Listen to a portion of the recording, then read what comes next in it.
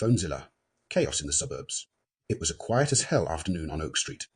The sun was beaming down over the sleepy, boring-ass suburban neighborhood. Everything was fine until Phonezilla came strutting down the sidewalk like it owned the damn place. This wasn't just any cell phone, it was Phonezilla, a life-sized, cracked screen monstrosity with a tangled-up charging cord dragging behind it like a leash. And a vibe that screamed, "I'm here to fuck shit up." Its first victim? Some poor bastard in a suit pacing back and forth on the sidewalk, clinging to his briefcase like it held the lasts of his soul. Hey, you! Phonezilla called out, its voice crackling with a robotic edge, but with the charisma of a total asshole. "You look like someone who could use some solid fucking advice. You hate your job, right? I can tell. So, fuck it, quit right now. Text your boss some crazy-ass shit. Tell him you're done. Say you're moving to Peru to raise llamas. That'll really blow his fucking mind." The guy blinked, looking at the 6-foot-tall phone like he'd lost his damn mind. I can't just quit like that. Quit being a spineless little bitch. Phonezilla's voice rose to an almost glitchy scream. You hate that soul-sucking job, don't you? What's a little financial disaster compared to sweet, sweet freedom, huh? Do it, asshole. The man, something deep in his fragile psyche shattered, yanked out his phone and with trembling fingers typed out a furious, profanity-laden text to his boss. His eyes went wide the second he hit send. "Oh fuck," he muttered, staring at the screen. "I actually did it. What the fuck do I do now?" Phonezilla, practically glowing with satisfaction, smirked.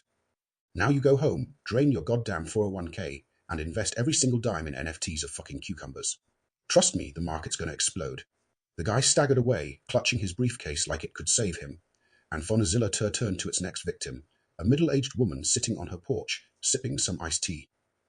Her name was Brenda, and she looked like someone who had been living the same dull-ass life for the last 20 years. "Hey, Brenda." Phonezilla slid up to her, dragging its janky cord behind like some kind of tech demon. "You should divorce your husband. Barry, right? Yeah, that guy's probably fucking the deli lady. You know, the one who always gives extra pickles." Brenda's eyes went wide, and she gasped. "Barry would never cheat on me." "Oh, yes he would, Brenda," Phonezilla said, its cracked screen flickering like it was enjoying this shit way too much. "And those extra pickles. They're a goddamn symbol. Do it, Brenda. Burn the whole fucking thing down.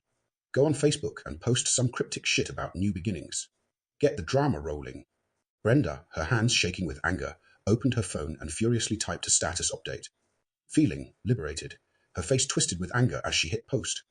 But Phonezilla wasn't done, not by a long shot. It zipped away from Brenda's house, spotting a guy walking down the street with his arms full of groceries.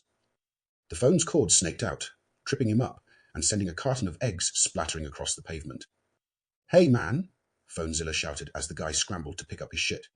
"You ever think about how funny it'd be to egg your neighbor's car? Like, really let loose and fuck their day up. You know they deserve it." The guy looked confused but intrigued. "I mean, I guess it would be kind of funny." "Fuck yes it would," Phonezilla yelled, its screen flickering in excitement. "Do it, and after that, set their goddamn mailbox on fire. You ever burn a mailbox? It's a fucking rush." Without another thought, the guy grabbed the eggs and hurled them at his neighbor's car. A loud voice immediately erupted from down the street. "What the hell?" Phonezilla cackled maniacally and moved on, leaving egg splatter and chaos in its wake. Its next stop, a group of kids running a lemonade stand. They stared, wide-eyed, as the towering phone loomed over them. "You kids want to make some serious money? Jack up the price to $20 a cup. Tell 'em it's got essential oils in it. Rich assholes love that kind of crap." One of the kids frowned. "But we don't have any essential oils." "That's the fucking point, kid." Phonezilla's voice practically crackled with unhinged energy. "No one gives a shit. You gotta scam 'em, just like the world's been scamming you. Start hustling, or you'll never make it out of this piss-poor suburb." Before the kids could even process the shitty life advice, a cop strolled up, eyeing the scene with suspicion. "What's going on here?" the officer asked, his hand resting on his belt. Phonezilla didn't miss a beat. It zipped right up to him, its screen flickering like it was about to short-circuit with excitement. "Officer, have you ever thought about issuing yourself a ticket? Hear me out, you're so damn good at your job, you should just write yourself up a fat fine for being a goddamn hero." "Go on, you've earned it."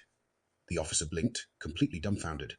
I don't think that's..." "Yes, it is." Phonezilla bellowed, practically vibrating with chaotic glee. "You're a goddamn legend. Hell, arrest yourself while you're at it, just for being too fucking good looking. Flex that authority, baby." The officer, confused beyond belief, stared down at his notepad, unsure of what to do. Meanwhile, Phonezilla was already strolling off, leaving a trail of absolute carnage behind it. As it disappeared down the street, it muttered to itself, humans. So fucking easy. Give 'em one bad idea and boom, chaos. What's next? Maybe I'll tell someone to fill their pool with spaghetti. Yeah, that'll really fuck 'em up. And with that, Phonezilla wandered off into the sunset, its screen flickering with static, leaving behind a world of broken lives, shattered reputations, and pure, unfiltered chaos, just as it was designed to do.